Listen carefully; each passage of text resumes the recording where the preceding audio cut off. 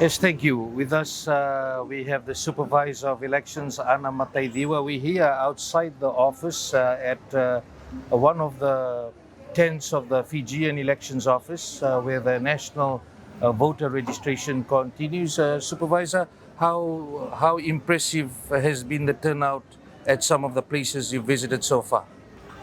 Thank you, Vijay. I'd like to thank the Fijians for actually showing an interest to come in to register.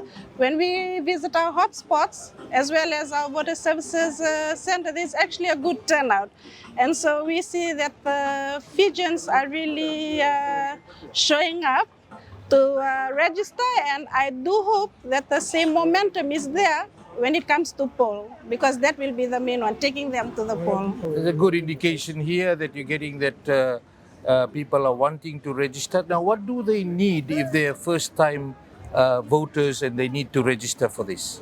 For eligible Fijians that are intending to register, you need to bring in either your original birth certificate or your copy of the birth certificate and any form of ID. So that could be your driver's license, your student ID, social welfare ID, as long as it has a photo on it and it's valid.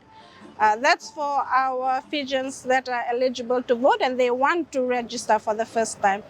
The same requirement is also for those that are intending to update their voter card. I urge our Fijians out there to please check your residential address, because we are going to assign polling venues according to the address that's captured on their voter card. So if you have changed address, please take advantage of the hotspots, the voter services centers that are available. Come in and get updated. Same requirement. But if you have lost it and you want to replace, you can always come in with any valid photo ID. So, if you have moved, definitely you have to change Yes. or update your registration details. Now, latest statistics on registration, how are we looking at? You had said that we may have an election with more than 700,000 people registered. Yes, our latest statistics as at 31st of December, it's over 707,000.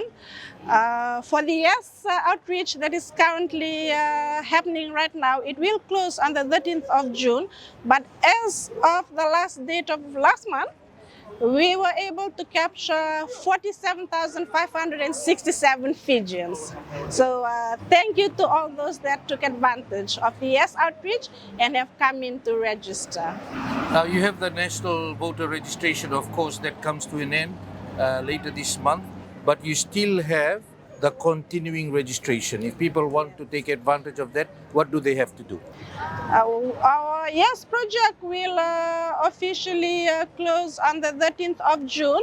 However, for any Fijian that have missed the yes outreach, you can still come. We are providing registration at our voter service center, and for those private companies and ministries that are unable to release their staff, we have our business registration that's available, and even mobile registration for those that are unable to visit our voter services center due to illness or infirmity. The earliest time you can have elections is August this year. Yes. The earliest writ of elections to be issued is what the registered voter should be worried about if they want to vote in the elections. If you can tell them about that timeline and what happens when the writ is issued. We have been emphasizing on the importance of our Fijians to mark their calendar, and we are now in June. So the first possible writ date is on the 24th of June, 2026. That is just around the corner, and if the writ is issued then we are looking at first possible election date of 7th of August 2026. But if it's issued at the last possible date, which is Christmas Eve, 24th of December, then we are looking at the 6th of February 2027. Now, it's really important for our Fijians to take note of these dates, because once the writ is issued, Vijay, registration closes. So you will not have the opportunity to come in. And of course, we Fijians, we are always have that habit of last-minute rush. Whilst we're in the month of June and we are gearing up towards the legal timeline, please do come in, get registered in any of the hotspots, the voter service center. Take advantage of it so that you do not line up at the last moment to get registered. There's a lot of awareness campaigns that are expected, educational campaigns for voters, etc. And it's the year of the elections. One of the issues in the Multinational Observer Group report, one of the recommendations is it gets very difficult when you have election or electoral system changes in the year of elections. And that may be the case, may not be the case, because the government is still looking at that through the Constitution Review and others which are out of your control. But how important is it to make sure you get that voter education right based on the electoral system, and if there's any changes in an election year? When we look at the Multinational Observer Group of 2022, you rightfully said it, Vijay, they actually captured a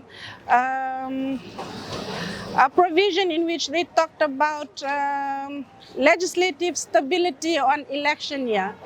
And now, when we look further into the recommendation of MOG in the last general election, if we go back to 2022, we had a lot of changes happening at the election year. So what MOG had stated was that the importance to ensure during the election year for the legal framework to be stable. In other words, no major policy changes to it. And it further says, when there's changes to the law, especially on election year, there's disinformation and misinformation around. And of course, it creates a lot of suspicions from people on the motives on why the changes are happening. And that's captured in the MOG report. However, they've also mentioned in situations where the Electoral Commission and the Fijian Elections Office is consulted and they see that they could work on the amendment, meaning we could actually implement it on the ground, then that is doable. But those are minor ones, not the major policy ones. Now, if there are changes to the laws, of course, voter education will be affected. Right now, our YES outreach team, they are not only doing registration, they are also doing awareness on the electoral processes in terms of how to vote on election day, as well as the format of the ballot paper and so forth. So if there's changes to the laws, then it brings complexity into the situation, meaning we'll have to then do a rerun in terms of getting our Fijians to understand the new changes.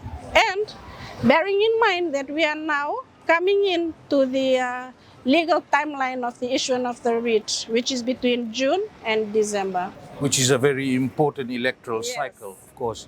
Now, the biggest thing for everyone is coming forward and getting registered or updating your registration details. You're out and about in different parts of the country. You're also out in the maritime areas. What's your final message as you go around doing this massive exercise?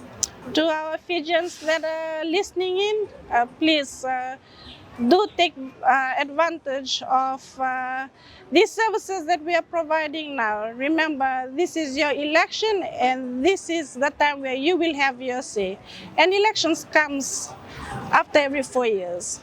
Don't regret not voting on this general election. So please, let your colleagues, your neighbors, your friends, your families, encourage them to come in to register. Not only register, the main thing is for them to go to the poll and actually vote.